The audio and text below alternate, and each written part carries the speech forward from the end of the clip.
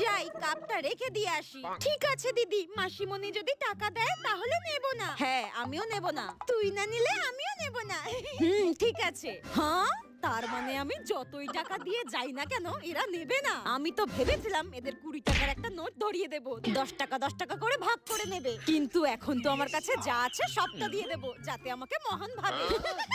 হ্যাঁ আমরা নেব না, আমরা বড় হয়ে গেছি না। কিন্তু আমি তো বড় হইনি। এই যে মিষ্টি আর বৃষ্টি, তাহলে আজকে আমি আসি। হ্যাঁ হ্যাঁ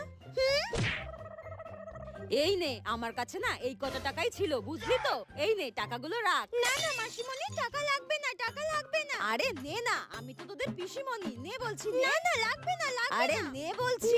আরে নে না।